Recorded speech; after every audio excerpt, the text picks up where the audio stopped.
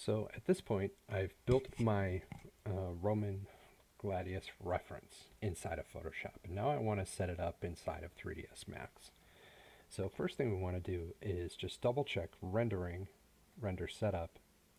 You want to make sure that your renderer is set to scanline renderer. Now the default is Arnold. If that's the case, go in there and change it to scanline renderer and then close this. If you don't do that, you're going to have different material options than I do. So make sure you change that. So I'm going to come up here and say rendering and material editor, slate material editor.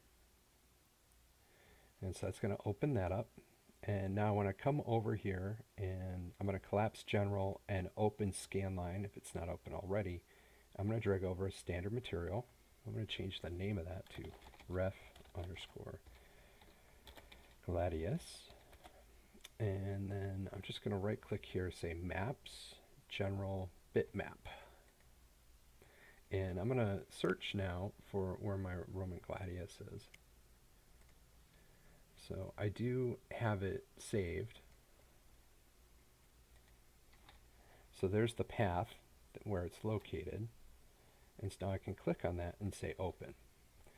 Now if I double click on the icon, you see it's all squished. That's because I have this sword that has a, I think it's a 4:1 aspect ratio, or a 2:1 aspect ratio. It's twice as tall.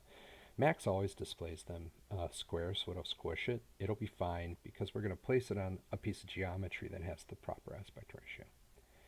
Now to get this to show up, we need to click here and drag and plug it into diffuse. I'm going to double click on the icon there, make that larger. Now it's important, I'm going to zoom in here because it's important for you to see that I'm plugging this into diffuse color. Diffuse color is how you get an image to show up on the surface of a model. And now we'll right click here and say show realistic material and viewports. Now once we have a reference plane, it'll show up on there.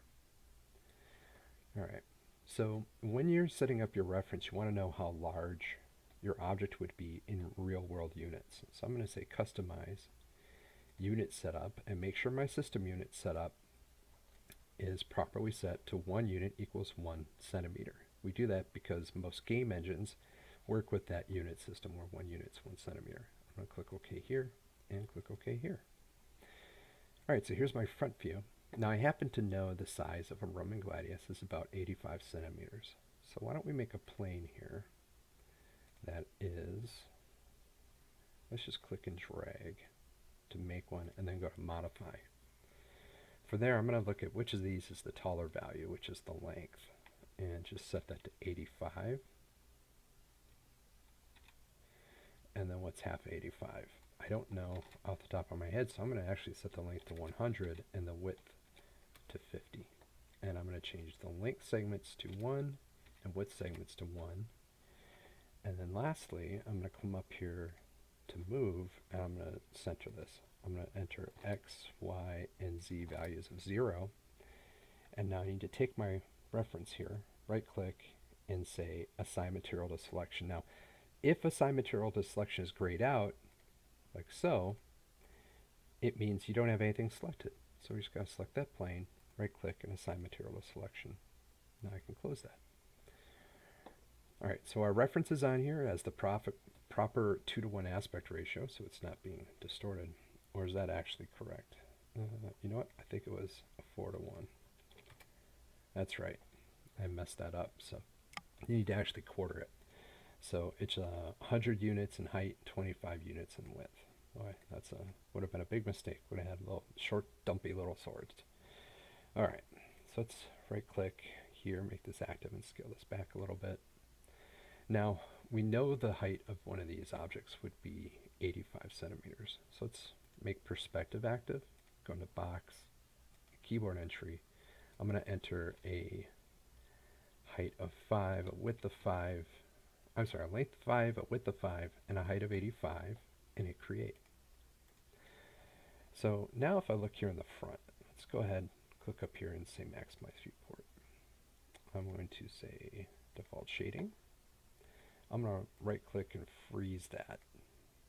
So now when I select my reference and move it, that little box shape I had, let's turn on edged faces. That box shape, that represents the actual height of a gladius. So ours is too long. So I'm just going to right click here and scale it. I'm just going to kind of scale this until it's about the same height as that sword.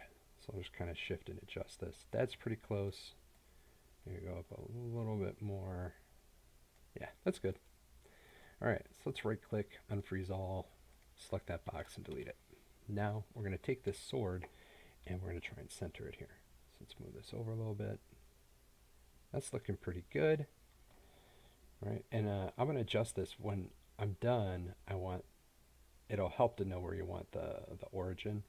So I think I'm just going to leave it here with the sword with the tip here and the rest of it going up. Let's restore our viewports. You may have noticed earlier I took the reference plane and I slid it back.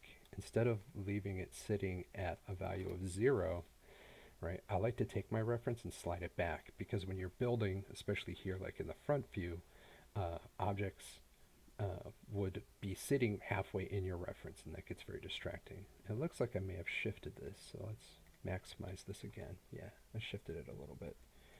Make sure we just grab it on X and move it over. A little bit more. There we go.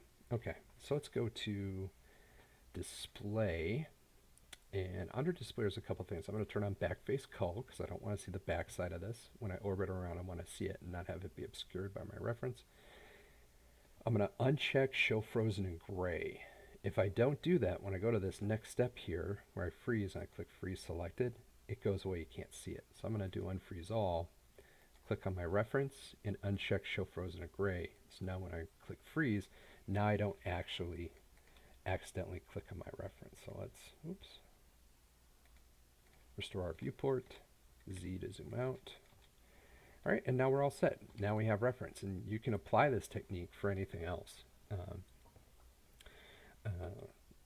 Eventually, I will make a reference setup for objects that have 2 planes of reference. But for now, for most of what we do in this class, you pretty much just need the one.